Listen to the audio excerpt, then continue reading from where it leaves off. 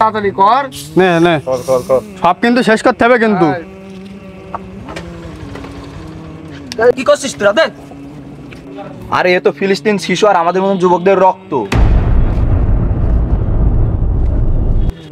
রাত এটা কোয়া গেল দিদি, বড় না ছোটটা দেবো? বড় এক পিস আছে, বড় এক পিসই দে। এই অন্ত তাহলে গিলাস নিয়ে এখানেই খাই। একটা গিলাস দিয়ে আমরা এটা খাবো। এই নে তাড়াতাড়ি কর। নে নে সব কিন্তু শেষ করতে হবে কিন্তু। কি করছিস তোরা? দেখ, তোরা কি খাচ্ছিস রে? কি খাচ্ছি মানে কোয়া গলা খাচ্ছি। তুই খাবি? দেবো তোর এক গ্লাস। আরে কি খাচ্ছি মানে দে গিলাস দিয়ে দিনি, ওরা গিলাস দিয়ে দিন আগে। আরে এ তো ফিলিস্তিন শিশু আর আমাদের মতন যুবকদের রক্ত। তুই কি বলতে চাচ্ছিস কি বুঝলাম না। খাচ্ছি কোকা কোলা, তারপর এর মধ্যে রক্ত আসলো কিভাবে? এদে আমরা কোকা কোলা খাবা তে ফিজিক্সের রক্ত মারাচ্ছে।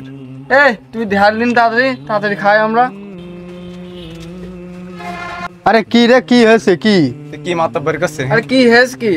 দে আমরা খাবো, দে দে ওদের আমি বলছি যে এটা খাওয়া যাবে না, আর ওরা জোর করে খাবে। সিয়াম তো ঠিক কথাই বলেছে। তোমার মতন যুবক, শিশু, বৃদ্ধ, মহিলা কারোর বাদ নেই, তারা একেবারে অকাতরে জীবন দিচ্ছে। আর এই যে মাল খেয়ে তুমি কি চাও যে তোমার এক মুসলমান ভাই মরুক?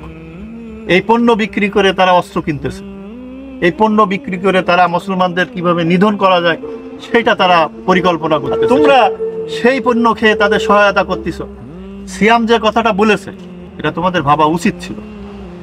তোমরা শপথ নাও আজকের থেকে এই পণ্যগুলো বর্জন করতে হবে, অর্থাৎ ফিলিস্তিনির মুসলমানদের পক্ষে, সারা বিশ্বের মুসলমানদের পক্ষে, মানবতার পক্ষে তোমাদের দাঁড়াতে হবে।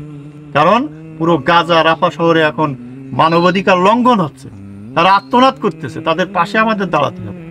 আর এইটা খেয়ে তুমি তাদের বিপক্ষে দাঁড়াবা, এটা কখনো ইসলাম সমর্থন করে না। কাজে যত ইসরায়েলি পণ্য আছে আমাদের গুনে গুনে দেখে দেখে ওগুলো বর্জন করতে হবে। এর বিপরীতে আমাদের দেশীয় পণ্য আছে, তাই না? আমরা সেইগুলো খাবো।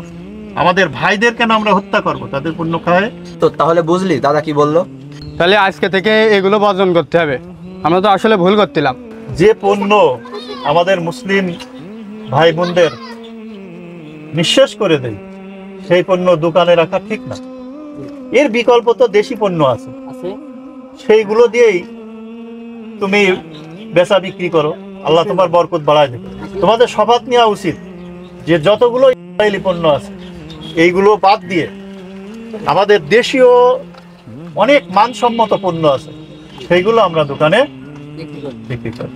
দাদা আমি চেষ্টা করব দেশীয় পণ্য বিক্রি করার জন্য এবং সকল ব্যবসায়ীকে দেশীয় পণ্য বিক্রি করার জন্য আহ্বান করব। দোস্ত তোরা ধন্যবাদ এরকম একটা সুন্দর একটা পরামর্শ দেওয়ার জন্যে। তোর মতন বন্ধু আমাদের দরকার।